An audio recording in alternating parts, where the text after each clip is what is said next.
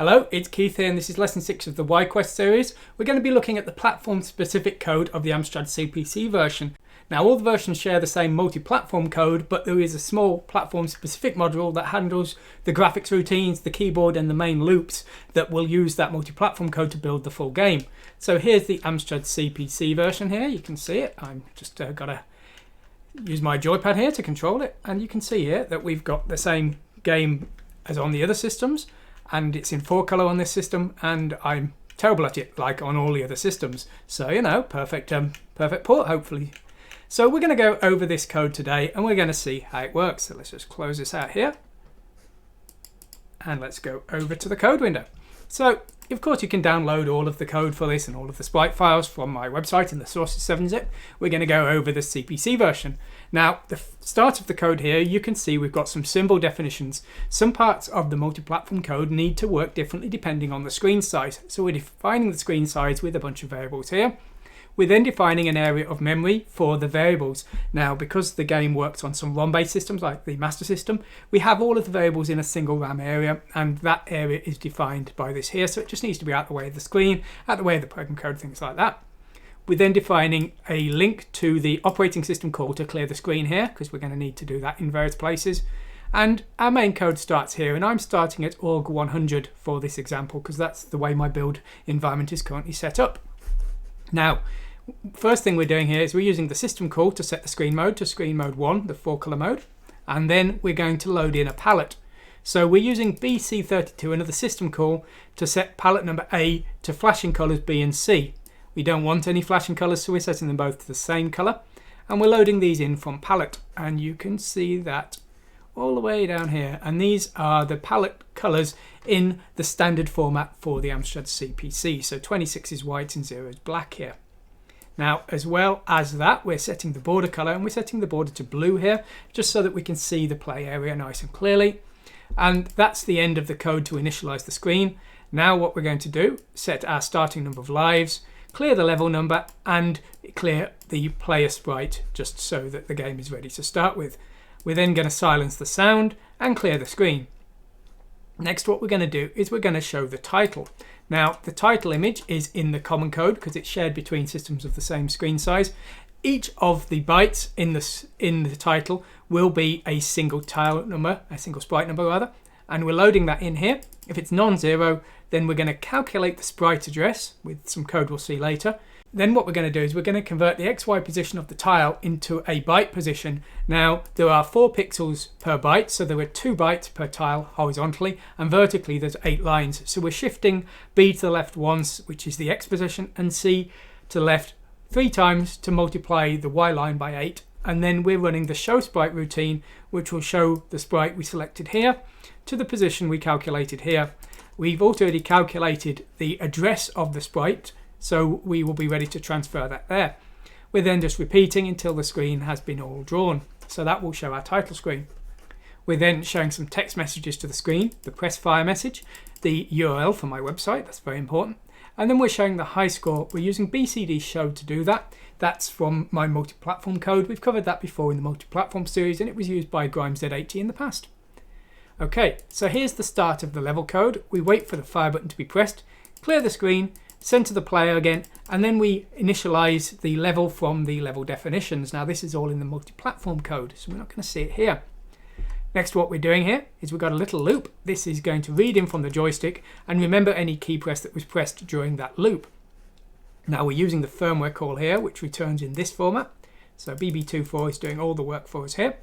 And then our start of our drawing routine is just here. We're then clearing off the old player sprite. We're then going to process the new position of the player here. So we've got a key timeout. This is a debouncing. We don't want to change the acceleration of the player too fast. So if the player has pressed left, right, up or down, we're going to just delay a little while before we process the same direction again if it's still held down. So that's what key timeout is used for. And then what we're doing next is we are going to process the key presses which are currently within D, and that has been taken from the joystick reading just here. in each case, depending on the directions, the acceleration of the Y and the X of the player will be increased or decreased depending on if the up or down are being held and left and right are being held. Of course, assuming the key timeout has now reached 0, that's what that part there is doing. Now, when we get to here, we're going to process the fire buttons. If the player is pressing fire 1, we're going to fire a bullet. That's the common code. If the player is pressing fire 2, we're immediately stopping acceleration here. Now, whatever happens, if any of these directions have been pressed, we are setting E to the timeout. The timeout is set for up, down, left and right, and that's being stored in the key timeout here. Once we've done that, we're then ready to update the player position using the common code just here. So really, all of this is just relating to the joystick directions that are platform specific depending on the system. Up, down, left, right will be different buttons, need to be processed in different ways, and sometimes the movements may need to be changed a little bit as well.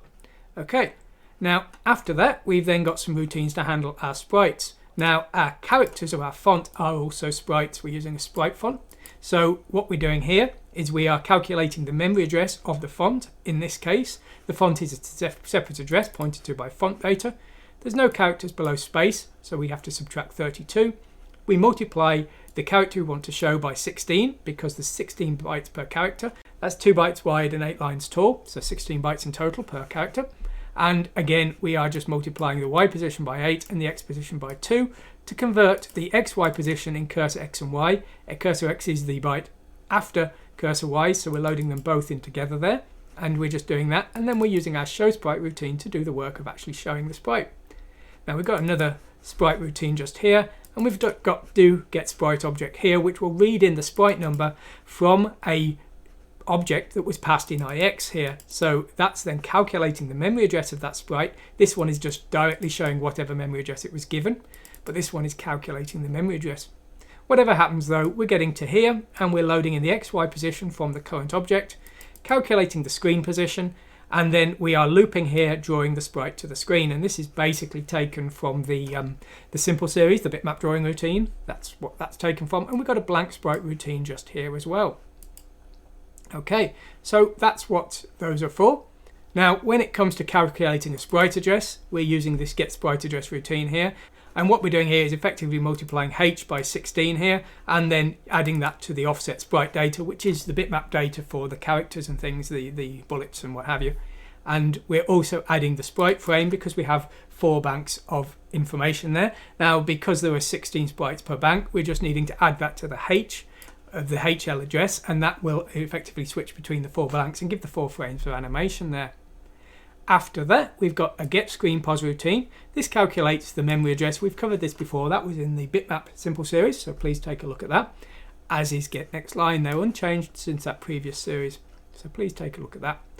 What we've got here is a wait for fire button. It's a debouncing routine, so basically it checks if fire button is not pressed, and then it checks if it is pressed, so that you have to let go of fire and press it down again for the execution to continue. And all the time that's happening, we're picking new random numbers, which is effectively reseeding the random numbers there.